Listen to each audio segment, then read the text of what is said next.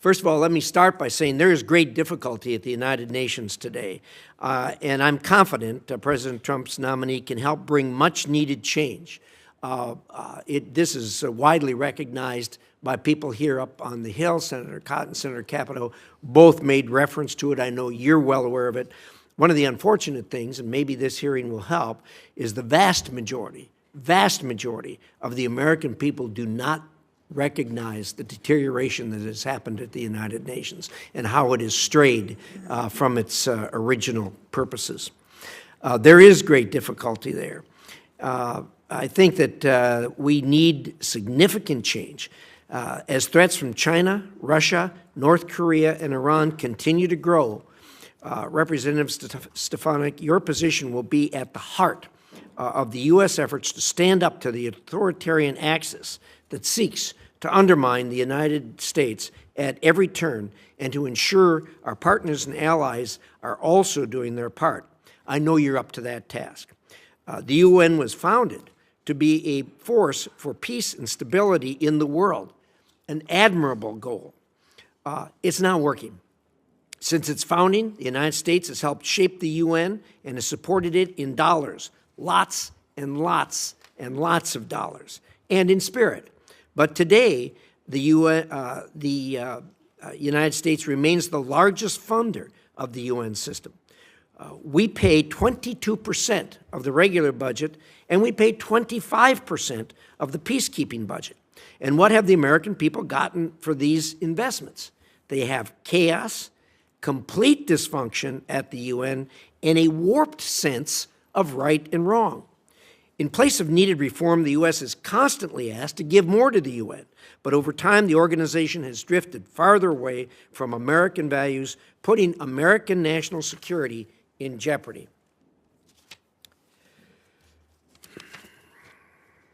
Representative Stefanik, I know that President Trump has nominated you to the UN because he knows you're not afraid to stand up for the American people, ensure that taxpayer dollars are truly putting America first, and push back against the real problems, constant problems, that plague the United Nations. As the UN has expanded its mission, the amount of conflict, waste, fraud, and abuse has grown. In the UN Security Council, which is charged with maintaining international peace, security, consensus, and partnership on the many issues world faces, has become a fantasy. Critical issues that demand the Council's attention fall to the wayside. Accountability for Vladimir Putin's invasion of Ukraine, China's grotesque human rights abuses, genocide in the Sudan, regime change in Syria, all go unaddressed, but by what is supposed to be the leading international organization to resolve these conflicts. As the authoritarian axis grows and competes against democratic nations, the UN will descend back into the paralysis that has marked the Cold War if it continues on its course, which it has no indication it is changing. To make matters worse, our adversaries have weaponized the UN against Americans and democratic interests. Prior to the fall of Assad, Putin used the Security Council to block any action to hold the Assad regime accountable for its crimes against humanity. China has used its malign influence to block attempts to discuss the Chinese government-sponsored genocide against the Uyghurs, and they have blocked our ally, Taiwan, from fully participating in the UN. China also manipulates the UN personnel system, which we all know, and they've used it to install Chinese diplomats into the UN bureaucracy that only serve China's goals and interests.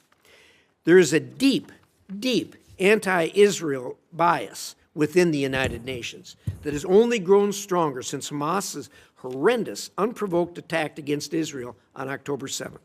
This sentiment was spearheaded by the UN Relief and Works Agency, UNRWA, which had numerous employees participate in October 7th terrorist attacks and allowed its schools and facilities to be used by Hamas. Remember, these are U.S. tax dollars that partially help fund UNRWA. For years, I have led my colleagues on legislation to end the U.S. contributions to this anti-Semitic organization, which openly employs terrorists. UNRWA must go. What I've just described is not what the American people want out of their taxpayer dollars. Our contributions should serve America's interests first, and I know you will bring that message to the United Nations system loud and clear.